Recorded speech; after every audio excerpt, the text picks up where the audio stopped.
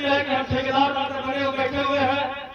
बंधुओं आप तो देख रहे हमारे पास बचा क्या, जमींदारी खत्म हो गई, जौहर की आग बुझ गई, तलवारें टूट गई, सीलिंग एक्ट में सारी जमीनें हायर कर ली गई, SC/ST कानून बना दिया गया जबरदस्ती आपको जेल में डालने के लिए। बचा कुछ नहीं है।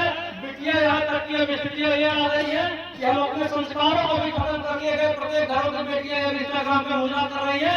बचा कुछ नहीं, केवल झूठी अहंकार, झूठा गर्व, झूठा घमंड। हम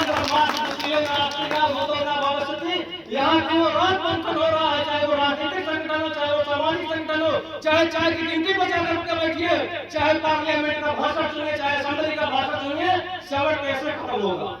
फार्वर्ड में जन्मा हुआ जाति का फला पंडित किससे खत्म होगा, ठाकुर किससे खत्म होगा, लाला किससे खत्म होगा, बलिया किससे खत्म होगा, शेख पठान किससे खत्म होगा।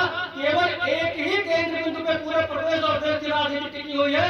और हमारी स्थितियां ये है कि हम सोच सोच के बैठे हैं कि भैया अहम ब्रह्मास्मि द्वितीयो नास्ति। अब यह है कि जब आपका इतिहास हायर कर लिया जाएगा तो आपके पास कुछ नहीं बचेगा। आपकी आने वाली नस्लें पूरी तरीके से मानसिक पतन होंगी, गुलाम होंगी। पेशवा बाजीराव जैसे न जाने कितने इतिहास के योद्धाओं को सुनियोजित तरीके से इतिहास में गायब कर दिया गया, ताकि आने वाली पीढ़ियां सिर्फ लिविंग रिलेशनशिप और रॉ वाइफ सेफ्टी के बीच में ही खत्म हो जाए। पेशवा बाजीराव के नाम का जो एक ध्वज लेकर के चल रहे हैं, उसके साथ साथ हम लोग गांव गांव में जाकर के इस तरीके से बैठकें कर रहे हैं।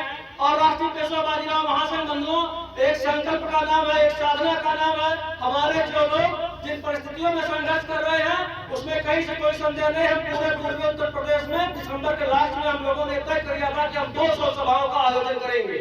और 200 सभाओं में तीसरी सभा है। इसके बाद 157 सभाओं की सूची बनकर तैयार हो गई है। आजमगढ़, अम्बेडकर नगर, संत कबीर नगर, बस्ती, फैजाबाद, ये चाहे हमारे संख्या में 100 लोग आवे, चाहे 1000 लोग आवे, चाहे 500 लोग आवे, हम डायरेक्ट गाँव में जाकर के इस तरीके से संवाद कर रहे हैं। और पूरी तरीके से राष्ट्रीय पेशवा बाजीराव महासंघ के सिपाही को खड़ा करने के लिए हम पूरे तन और मन और धन से कार्यक्रम में लगे हुए हैं। बंधुओं, क्या आपने कभी जमात उता इंडियन मुजाहिदीन, सिमी, तहरीक तालिबान जैसे सैकड़ों के सैकड़ों संगठन कैसे खड़ा हो जाते हैं?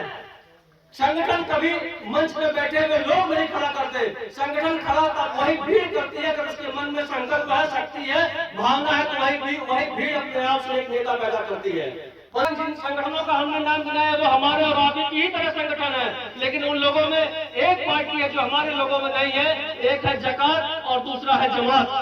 बंधुओं, हम लोग चाहे तो करते हैं, लेकिन उन लोगों के प्रति जकात निकाली जाती है अपने कौम के लिए, और उसके बाद तक वो संगठन अपने आप खड़ा हो जाता है। हसन बोस ने एक नारा दिया था कि तुम मुझे खून दो, मैं तुम्हें आजादी दूंगा। हम आपसे कह रहे हैं, आप हमको हमारे संगठन के सदस्य बनिए और संगठन का विस्तार कराइए। हम आपको आपके हिस्से की लड़ाई लड़ करके देंगे और विजय फ्री करा के देंगे। हमारा ये कोई मुजरा का संगठन नहीं था, यहाँ झंडा कर दिया कि यहाँ मुजरा पार्टी हो गई, वहाँ मुजरा पार्टी हो गई। हम एक संकल्प लेकर के चल रहे हैं और उसी तरीके से उसमें कोई संदेह नहीं है। बंधुओं, हमारी लड़ाई सवर्ण आयोग की स्थापना के लिए है। हमारी लड़ाई 10%